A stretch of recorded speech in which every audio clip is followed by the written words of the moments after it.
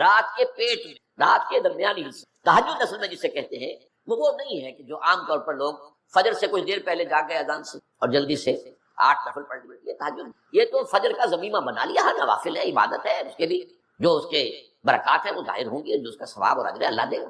لیکن اصل میں جسے تہجد کہا جاتا ہے وہ رات کو سو کر پھر اٹھنا، نیند کو توڑ کر اور پھر سو جانا اور پھر اٹھنا. جوف کہتے ہیں پیٹ کی شے کے، جوف اللیل، رات کے بطن میں، رات کے درمیان میں، یعنی نصف رات گزر جائے اس وقت سے انسان جو ہے وہ نماز پڑھے اور پھر ثلث رہ جائے تو پھر جا جائے، پھر سو جائے اور پھر اس کے بعد اٹھے فجر کے لیے اور سنتیں پڑھے اور آئے مسجد کے اندر. تو یہاں آپ نے فرمایا وصلاۃ الرجل فی جوف اللیل، اور اپنے اس قول کے لیے حضور نے آیتیں تلاوت فرمائی دو، وہی دو آیتیں. یہاں یہ سورہ سجدہ کی آیت نمبر 16 اور 17 ہیں. تتجافا جنوبہم عن المضاجع، اللہ تعالیٰ اپنے خاص محبوب بندوں کی یہ صفات بیان کر رہا ہے کہ ان کے پہلو اپنے بستروں سے علیحدہ رہتے ہیں، رات کے وقت جاگتے ہیں، بستر پر لیٹیں گے تو سو جائیں گے. تتجافا جنوبہم عن المضاجع یدعون ربہم خوفا وطمعا، وہ اس وقت اپنے رب کو پکارتے ہیں دعائیں کر، خوف کے ساتھ بھی، اس کے مواخذے کا خوف، اس کے عذاب کا خوف، اس کی باز کا خوف، اس کی ناراضی کا خوف، جہنم کا خوف، وطمعا، اور طمع کس کی؟ اللہ راضی، اللہ کے اجر و ثواب کی بھی طمع.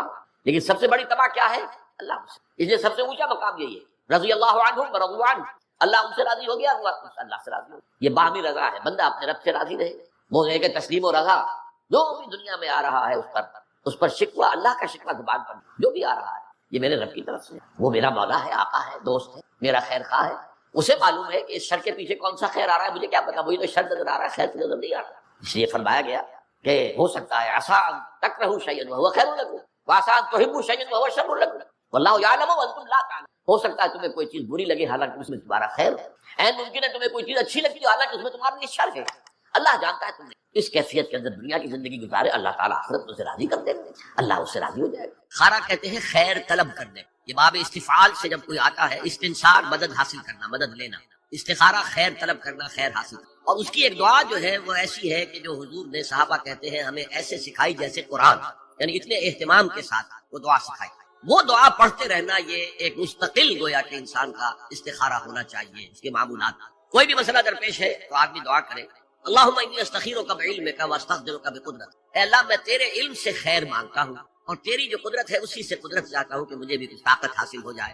اللہم انی استخیرک بعلمک واستقدرک بقدرتک واسألک من فضلک العظیم، اور مانگتا ہوں تجھ سے تیرا بہت بڑا فضل. اللہم ان کنت تعلم ان ھذا الامر خیر لی فی دینی ومعاشی وعاقبۃ امری، اے اللہ تیرے علم میں اگر یہ کام جو میں کرنے چلا ہوں یا یہ رشتہ جو ہم کو تجویز کر رہے ہیں، اگر تیرے علم میں یہ ہے کہ یہ ہمارے لیے دین اور دنیا اور آخرت کے اعتبار سے بہتر ہے، فقدر ہو لی، تو وہ ہمارے لیے اس کو ہمارے لیے آسان کر دے، میسر کر دے، میسر ہو لی اسے ہمارے لیے آسان کر دے، ثم بارک لی فی، اور پھر اس میں ہمیں برکتیں عطا. وَإِن كُنتَ تَعْلَمُ أَنَّ هَذَا الْأَمْرَ شَرٌّ لِّي فِي دِينِي وَمَعَاشِي وَعَاقِبَةِ أَمْرِي، اور اگر تیرے علم میں یہ ہے کہ یہ کام ہمارے لیے شر ہے، برائی ہے، دین میں بھی دنیا میں بھی اور عاقبت کے اعتبار سے، فَاصْرِفْهُ عَنَّا یا عَنِّی، تو پھر اس کام کو مجھ سے دور کر دے، وَاصْرِفْنِی عَنْهُ، اور مجھے اس سے دور کر دے، اسے مجھ سے دور کر دے. وَاقْدُرْ لِی الْخَيْرَ حَيْثُ كَانَ ثُمَّ أَرْضِنِی بِهِ، اور اللہ خیر جہاں بھی ہو تیرے علم میں وہ ہمارے مقدر میں کر دے اور پھر ہمیں اس کے اوپر راضی. تو یہ استخارہ تو بہت ہی عمدہ بات ہے اور یہ تو ہمیں اکثر معاملے میں کرنا چاہیے. البتہ وہ استخارہ نکالنا، یہ فلاں سے استخارہ نکال رہے ہیں، فال نکال رہے ہیں،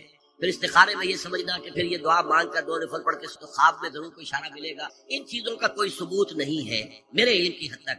احادیث میں یہ سن، بہرحال اگر اللہ تعالیٰ اشارہ کر دے کوئی خواب کے، ابھی کوئی بعید بات تو نہیں ہے، لیکن یہ کہ اصل میں دعا استخارہ جو ہے بس وہ ہے اصل استخارہ، اور وہ بہت عمدہ چیز ہے اور وہ ایمان کے عین مطابق کہ اللہ ہم نہیں جانتے تو جانتا. ہم شارٹ سائٹڈ ہیں، ہمیں یہ چیز اچھی لگ رہی ہے، ہمیں پتہ نہیں شاید اس کے پیچھے کوئی بری چیز چلی آ رہی ہے. قرآن نے کہا ہے وَعَسَىٰ أَن تَكْرَهُوا شَيْئًا وَهُوَ خَيْرٌ لَكُمْ وَعَسَىٰ أَن تُحِبُّوا شَيْئًا وَهُوَ شَرٌّ لَكُمْ وَاللَّهُ يَعْلَمُ وَأَنتُمْ لَا تَعْلَمُونَ. ہو سکتا ہے تم کسی چیز کو برا سمجھو حالانکہ اسی میں تمہارا خیر ہو، اور ہو سکتا ہے تم کسی چیز سے محبت کرو حالانکہ اس میں تمہارے لیے شر ہو. اللہ جانتا ہے، تم نہیں جانتے. تو اسی کو کہتے ہیں تفویض الامر الی اللہ، اپنا معاملہ اللہ کے حوالے کر دو. اللہ تو اگر اسے ہمارے لیے خیر سمجھتا ہے تو آسان کر دے، اگر شر سمجھتا ہے تو. جو لوگ اللہ پر ایمان لائے، کہیں کہ ہمارا رب اللہ ہے، پھر اس پر جم جائے، ان پر فرشتوں کا نزول ہوتا ہے. نہ کوئی غم کرو نہ خوف، خوشیاں مناؤ جنت کی جس کا تم سے وعدہ کیا گیا تھا. اللہ کی ربوبیت پر اطمینان جب انسان کو ہو جاتا، میرا رب اللہ ہے، ربی اللہ، انسان کے لیے نہ کوئی کھٹکا، نہ کوئی خطرہ، نہ کوئی خوف، نہ کوئی حضور. جو کچھ ہو رہا ہے کس کے اذن سے ہو رہا ہے؟ اللہ کے اذن سے. اللہ کے اذن کے بغیر پتہ تک نہیں ہلتا. یہ کوئی اندھا بہرا مادہ نہیں ہے جس سے مجھے کوئی خوف ہو. اندھا بھینسا چلا رہا ہو اس سے تو ڈرنے کا ہر انسان کو ڈرنا چاہیے، نہ معلوم کس کو ٹکر مارنا، لیکن نہیں، اس کائنات کو چلانے والا ایک سمیع و بصیر خدا ہے، وہ جو میرا دوست ہے، میرا ولی ہے۔ اللہ ولی الذین آمنوا یخرجہم من الظلمات الی النور، اللہ اہل ایمان کا ولی ہے، ساتھی ہے، پشت پناہ ہے، مددگار ہے، حمایتی ہے۔ بتائیے جسے یقین ہو جائے کہ اللہ میرا مددگار، اللہ میرا محافظ، اللہ میرا پشت پناہ، اللہ میرا حمایتی، اس کے لیے کوئی خوف ہوگا؟ اس سے کوئی ڈر ہوگا؟ میں مثال دیا کرتا ہوں ایک بہت سادہ، پنجاب کے دیہات کی۔ تو بڑا چودھری ہے اور کوئی غریب کسان ہے، اس غریب کسان کی کہ جانوروں کو ہر وقت اندیشہ ہوگا چوری کا، کوئی میری بھینس کھول کر نہ لے جائے، کوئی میرا بیل کھول کر نہ لے جائے۔ لیکن جس کے بارے میں یہ سب کو معلوم ہو کہ وہ جو بڑا چودھری ہے وہ اس کا دوست ہے، اس کی بچیا کو کوئی خوف ہوگا؟ اس کی بھینس پر کوئی ہاتھ ڈالے گا؟ اسے کوئی اندیشہ ہوگا؟ نہیں۔ کیوں؟ کہ وہ بڑا چودھری، بڑا اس کا یہاں کا سردار، جاگیردار، سب کو معلوم ہے وہ میرا دوست ہے، کوئی میرے خلاف اقدام نہیں کر سکتا۔ اس دنیا میں یہ چھوٹی سی بات اگر آپ کے دلی اطمینان اور سکون کا باعث بن سکتی ہے تو ذرا تصور کیجئے۔ میں لفظ تصور استعمال کروں گا صرف اس لیے کہ اس کا ہم جس کو کہتے ہیں ادراک اور شعور کر نہیں سکتے، اگر کے ساتھ کر سکتے، اگر یقین ہو کہ اللہ میرا مددگار اور یقین ہو کہ اللہ ہر آن میرے ساتھ ہے، پھر کوئی خوف کس کا خوف؟ کوئی شے اللہ سے بالا تر ہے؟ کوئی قوت اس سے زیادہ طاقتور ہے؟ کوئی اس کے ارادے کو بدلنے والا ہے؟ کوئی اس کی مشیت کے آڑے آنے والا ہے؟ یہی بات ہے جو حضور نے فرمائی، یہ ایمان کا حاصل ہے لب لباب، کہ دیکھو اچھی طرح اس بات کو ذہن نشین کر لو، اگر تمام انسان مل کر تمہیں کوئی نقصان پہنچانا چاہے نہیں پہنچا سکتے، مگر جو کچھ اللہ نے لکھ دیا، اور تمام انسان مل کر تمہیں کوئی نفع پہنچانا چاہے نہیں پہنچا سکتے، مگر وہ شے جو اللہ نے طے کر۔ آپ پھر میں کہوں گا ذرا تعریف کیجیے، اسے فرض کیجیے، اسے سوچیے، اگر اس حدیث پر ہمارا دل ٹھکا ہوا ہو تو کسی سے ڈر ہوگا؟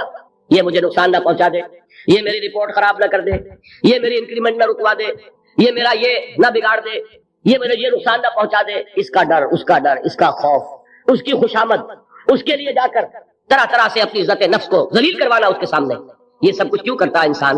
جب سمجھتا ہے کہ اس کے ہاتھ میں میرا کوئی نفع ہے، اس کے ہاتھ میں میرے لیے کوئی ضرر ہے، یہ مجھے کوئی غضب پہنچا سکتا ہے، یہ مجھے کوئی نقصان پہنچا سکتا ہے، یہ میرا کوئی کام بنا سکتا ہے، یہ میری کوئی ضرورت پوری کر سکتا ہے، اسی کا نام شرک ہے۔ جہاں آپ نے یہ سمجھا کہ غیر اللہ کے اندر کوئی طاقت موجود ہے، وہی شرک ہے۔ بتوں سے تجھ کو امید ہے، خدا سے نومیدی، مجھے بتا تو صحیح اور کافری کیا ہے؟ شرک تو یہ جس پر بھی تمہیں یہ خیال ہے کلمہ ہے، یہ کلمہ سوم، لا حول ولا قوت الا باللہ، ذرا اس پر دل کو کبھی اگر آپ تصور کریں، پھر فرض کریں، دل ٹھک جائے اس پر، کوئی طاقت نہیں۔ یہی بات تھی جو شیخ عبد القادر جیلانی رحمۃ اللہ علیہ نے اپنی وصیت میں اپنے بچے سے کہی۔ 11ویں دینے والے ہیں، لیکن حضرت شیخ عبد القادر جیلانی کی وصیت اور تعلیمات کو کتنے لوگ جانتے ہیں؟ یہ جن مقامات تک پہنچے ہیں وہ کس چیز کی بدولت پہنچے؟ انہوں نے جو پیغام دیا وہ کیا تھا؟ اے میرے بچے، جس طریقے سے قرآن مجید میں حضرت لقمان کی نصیحتیں جو ہے نقل کر دی گئی ہیں، میں یہ عرض کروں گا بالفرض اگر قرآن حضرت عبد القادر جیلانی کے بعد نازل ہوا ہوتا تو شیخ عبد القادر کی یہ نصیحتیں بھی قرآن میں درج ہوتی۔ اتنی اونچی نصیحتیں ہیں۔ اے میرے بچے، اس حقیقت کو ذہن نشین کر لے، لا فاعل فی الحقیقت ولا مؤثر الا اللہ، اس کائنات میں نہ کوئی فاعل حقیقی ہے نہ مؤثر حقیقی ہے سوائے اللہ۔ کسی شے میں کوئی تاثیر نہیں اگر اللہ نہ چاہے، آگ جلا نہیں سکتی اگر اللہ نہ چاہے، پانی ڈبو نہیں سکتا اگر اللہ نہ چاہے، زہر ہلاک نہیں کر سکتا اگر اللہ نہ چاہے، کوئی چیز فائدہ نہیں پہنچا سکتی اگر اللہ نہ چاہے۔ تو در در پہ کیوں سر جھکاتے ہو؟ در در پر کیوں جبیں سائی کرتے ہو؟ سب کے سامنے کیوں ہاتھ پھیلاتے ہو؟ ایک اللہ سے مانگو، ایک اللہ کے سامنے جبین سر پر اپنی جبین رکھو۔ لا فاعل فی الحقیقت ولا مؤثر الا اللہ۔ نظر آتا ہے ہمیں کہ پانی پیاس بجھا دیتا ہے، پیاس بجھانے کی صلاحیت پانی میں نہیں ہے، اللہ کے اذن سے۔ کھانا بھوک مٹا دیتا ہے، بھوک مٹانے کی صلاحیت کھانے میں نہیں ہے، اذن رب میں۔ دیکھیے یہی یقین تھا حضرت موسیٰ علیہ السلام کا واقعہ یاد کیجیے۔ سامنے سمندر آ گیا ہے، قوم دیکھتی ہے پیچھے کہ گرد و غبار کا طوفان، معلوم ہوا کہ فرعون اپنے لشکر سمیت آ گیا۔ لشکر جب چلتا تھا تیز رفتاری کے ساتھ تو گرد و غبار کا جو طوفان اٹھتا تھا اس کا تصور کیجیے، اور لمحہ بلمحہ وہ قریب آ رہا ہے۔ پوری قوم نے کیا کہا؟ اے موسیٰ انا لمدرکون، اے موسیٰ ہم کو پکڑے گئے۔ قرآن مجید میں تو یہاں وہ باتیں نہیں لکھی ہیں، لیکن تورات میں یہ درج ہے کہ بنی اسرائیل جھگڑنے لگے، دست و گریبان ہو گئے موسیٰ کے ساتھ۔ موسیٰ نے یہاں مروایا لا کر، اسے تو ہم ہی بہتر تھے، وہاں کھانے کو ملتا تھا، زندگی تو تھی، بیگار ہم کر رہے تھے، موت تو نہیں تھی، اب جو کچھ ہوگا اس کا تصور کرو، جس طریقے سے ہمارے ٹکڑے اڑائے جائیں گے۔ تو لڑ رہے ہیں حضرت موسیٰ علیہ السلام، یہ تورات کی تفصیل ہے۔ قرآن میں صرف اتنا آیا ہے، پریشان ہو کر انہوں نے کہا انا لمدرکون، موسیٰ ہم کو پکڑے گئے۔ اس وقت موسیٰ کا جواب کیا ہے؟ کلا ان معی ربی سیہدین، نہیں، میرے ساتھ میرا رب ہے، وہ راستہ دے گا۔ بتائیے کہاں راستہ نظر آ رہا ہے؟ یہ ہے ایمان بالغیب۔ راستہ نظر نہ آئے تب اللہ پر یقین ایمان ہے۔ جیب میں پیسے ہو تب دل کو اطمینان ہے، تو ایمان کس پر ہوا؟ پیسے پر، اللہ پر نہیں۔ جب وسائل و ذرائع نہ ہو اور پھر یقین ہو کہ اللہ مسبب الاسباب ہے، وہ اسباب کا پابند نہیں ہے، وہ اسباب کا محتاج نہیں ہے، اسباب اس کے محتاج ہیں۔ اگر یہ یقین ہے تو اللہ پر ایمان ہے، یہ نہیں ہے تو تمہارا ایمان اسباب پر ہے، وسائل پر ہے، ذرائع پر ہے، مادیات پر ہے، اللہ پر نہیں۔ اس وقت کہاں راستہ تھا؟ تو راستہ تھا سمندر ہے اور ادھر سے لشکر آ گیا ہے۔ کلا ان معی ربی سیہدین۔ اب دیکھیے ایمان کہہ دینا آسان ہے، ہوا معکم اینما کنتم، جہاں کہیں بھی تم ہوتے ہو اللہ تمہارے ساتھ ہوتا ہے، لیکن اس کا یقین قائم ہو جائے تو زمین و آسمان کا فرق واقع ہو جائے۔ یہی بات ہوئی حضور کے ساتھ۔ غار ہے، چھپے ہوئے ہیں محمد رسول اللہ اور آپ کے وہ یار غار ابو بکر صدیق رضی اللہ تعالی عنہ۔ اقبال نے حضرت ابو بکر کی شان میں چند اشعار کہے صرف، لیکن واقعہ یہ ہے کہ بھاری بھاری نظموں پر اور قصیدوں پر بھاری، طویل ترین نظمیں اور قصیدے ہوں ان پر بھاری۔ ہمت ابو بکر کی ہمت جو ہے، کشت ملت را جو اب جیسے بارش سے کھیتی اپجتی ہے، ابو بکر کی ہمت اور عظیمت اس امت کو اسی طرح سینچنے والی ہے۔ ثانیے اسلام و غار و بدر و قبر، وہ دوسرے تھے اسلام میں، دوسرے پہلے کون تھے؟ انا اول المومنین، حضور کی بات ہے، سب سے پہلا ایمان لانے والا میں، دوسرے ابو بکر۔ ویسے ہمارے ہاں یہ چلتا ہے اختلاف، حضرت علی پہلے ہیں کہ حضرت ابو بکر پہلے ہیں، لیکن اس میں بڑی خوبصورت تطبیق قائم کی ہے علماء نے اور بہت صحیح ہے۔ چار کے بارے میں فیصلہ ہی مت کرو کہ کون پہلے، ان کی ایک عجیب تقسیم کر دی ہے۔ آزاد مردوں میں، بالغ مردوں میں سب سے پہلے ابو بکر، بچوں میں سب سے پہلے علی، خواتین میں سب سے پہلے خدیجہ، اور غلاموں میں سب سے پہلے زید بن حارثہ۔ بڑی پیاری تقسیم ہے، یہ چاروں ہی پہلے ہیں، ہر ایک کے لیے اولیت ہے۔ اور واقعہ یہ ہے کہ اگر زمانی اعتبار سے تعین ہوگا تو پہلے خدیجۃ الکبریٰ آئیں گی رضی اللہ تعالی عنہ۔ کسی اور سے بات کرنے کی نوبت بعد میں آ سکتی ہے، پہلے تو اہلیہ محترمہ سے بات ہوئی، آتے ہی پہلی وہی ہوئی ہے، ابھی تبلیغ کا حکم نہیں تھا۔ کس کو بتایا واقعہ؟ ابھی اپنی نبوت کی تبلیغ کا تو حکم ہی نہیں آیا۔ واقعہ کس کا ہے؟ وہ خدیجہ کا۔ جب کہا ہے کہ خشیت علی نفسی، مجھے اپنی جان کا اندیشہ ہے، تو کیا جواب دیا خدیجہ نے رضی اللہ تعالی عنہا؟ وہ صدیقۃ الکبریٰ، صدیقات جو ہے خواتین ان میں چوٹی پر خدیجۃ الکبریٰ ہے رضی اللہ تعالی عنہا، اور صدیق جو مرد ہیں ان میں صدیق اکبر ہے ابو بکر صدیق رضی اللہ تعالی عنہ، لیکن صدیقات میں چوٹی پر۔ جب حضور نے فرمایا خشیت علی نفسی، کیا فرمایا، کیا عرض کیا، کیسے تسلی دی؟ نہیں اللہ آپ کو ضائع نہیں کرے گا، آپ غریبوں کے ہمدرد ہیں، آپ مساکین کے تکالیف رفع کرنے والے ہیں، آپ بیواؤں کی سرپرستی کرتے ہیں، آپ مسافروں کی خدمت کرتے ہیں، اللہ آپ کو ضائع نہیں کرے گا۔ یہ یقین ہے اس خاتون کے اندر۔ خیر وہ ایک علیحدہ بات ہو جائے گی۔ میرے دل پر حضرت خدیجہ رضی اللہ تعالیٰ عنہ کی شخصیت کا بڑا گہرا نقش، جو وہ کوئی اور ہی وقت اور موقع ہوا تو بیان ہوگا۔ بہرحال اقبال نے ایک مصرے میں جو چار اولیتیں جمع کر دی ہیں، ہمت کشت امت را چو ابر، ثانی اسلام و غار و بدر و قبر۔ اسلام میں حضور کے بعد پہلے کون؟ ابو بکر۔ غار میں حضور کے ساتھ کون؟ ابو بکر۔ بدر کی رات اللہ کا رسول سر بسجود، وہ جھاڑ، وہ گھاس پھوس کی جو جھوپڑی بنائی گئی تھی، اور وہاں تلوار ننگی لے کر پہرا دینے والا کون؟ ابو بکر۔ اور اس حجرہ عائشہ میں محمد کے بعد سب سے پہلے دفن ہونے والا کون؟ ابو بکر رضی اللہ تعالی عنہ صلی اللہ علیہ وسلم۔ وہ جو معاملہ میں سنا رہا تھا غار ثور کا، حضرت ابو بکر بھی حضور کے خیال سے لرز گئے ہیں۔ آپ کو یاد ہوگا کہ جا کر پہلے تمام جتنے سوراخ تھے انہیں بند کیا، ایک سوراخ رہ گیا تھا جس کو بند کرنے کے لیے کوئی کپڑا نہیں تھا، وہاں اپنی ایڑی رکھی ہے، تب کہا ہے حضور سے تشریف لائیے، اور اپنے زانو پر حضور کو لٹایا ہے، اور وہاں کسی موذی جانور نے کاٹا ہے، حضور کی آنکھ لگ گئی تھی، اس وقت اس بل کے اندر جو بھی بچھو ہے کیا ہے واللہ عالم، اس نے کاٹا ہے، اس کی تکلیف کی وجہ سے ابو بکر کی آنکھوں سے آنسو ٹپک گئے ہیں، حضور کے چہرے مبارک پر پڑے ہیں، تو حضور جاگے ہیں، معاملہ کیا ہے؟ ایڑی نہیں ہٹائی وہاں سے، مبادا وہ جانور وہاں سے نکل کر محمد الرسول اللہ کو کوئی گردن پہنچا دے، ابو بکر کی ایڑی ہے، جس طرح چاہے کھا لے، ختم کر دے، جان نکل جائے تب کوئی آنچ آئے محمد پر تو آئے، لیکن جیتے جی نہیں، وہ ہے ابو بکر۔ حضور کے خیال سے اس وقت حضور نے پھر اپنا لعاب دہن لگایا ہے، اور اس سے پھر آپ کی تکلیف ختم ہوئی۔ جیسے خیبر میں حضرت علی کی آنکھ دکھ رہی تھی، اس کو جو شفا حاصل ہوئی ہے وہ بھی حضور کے لعاب دہن سے ہوئی۔